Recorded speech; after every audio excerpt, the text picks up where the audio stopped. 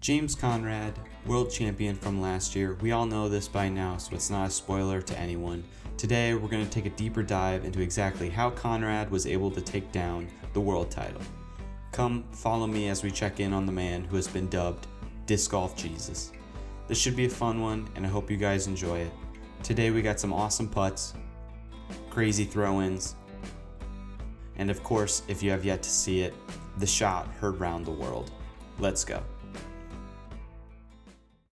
2021 Worlds was hosted at two courses in Ogden, Utah. Mulligans disc golf course was played in rounds 1 and 3, an open style ball golf course that required lots of distance and the ability to deal with wind.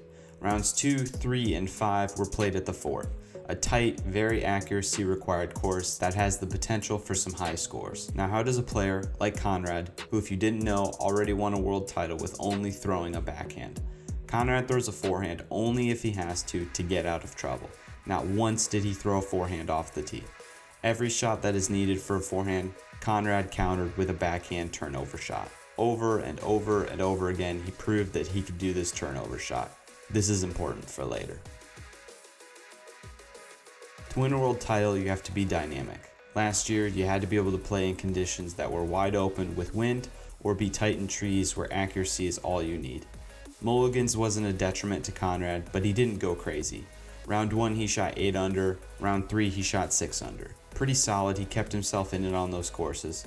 I just want to point out his putting on the open golf course. His ability to do the one-step putt just outside the circle makes him deadly. Even if Conrad is not throwing great, all it takes is for him to be just inside the circle too for him to have a chance. He showcased that at Mulligans.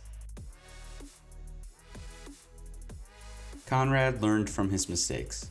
Adjustments were a big deal at the Fort. If it wasn't working, you needed to figure it out quick or else you would make some high scores. Conrad didn't have any high scores chase after him, but he did end up making some silly mistakes that he would learn from. Hole 7 in round 2, he would fail to get up and down for par on a pretty straight shot. Fast forward to round 5, where he parks it for birdie. This looks good. This looks really good. Maybe a little spicy. Oh, that's just...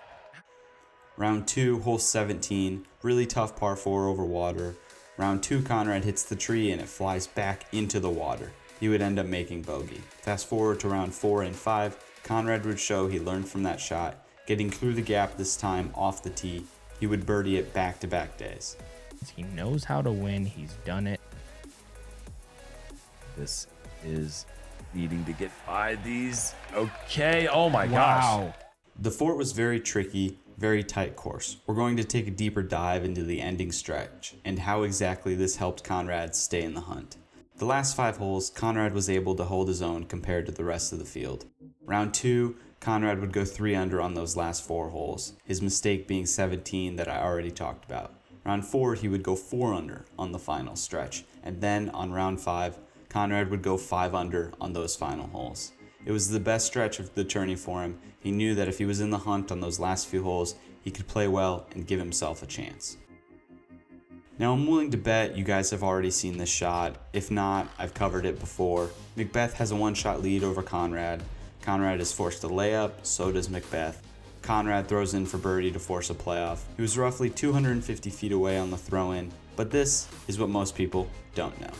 Round 2, Conrad was forced to lay up just like he did in the final round. On this shot, he had about 220 feet. He was just in front of where he would throw in on the final round. Now let's jump over to round 4.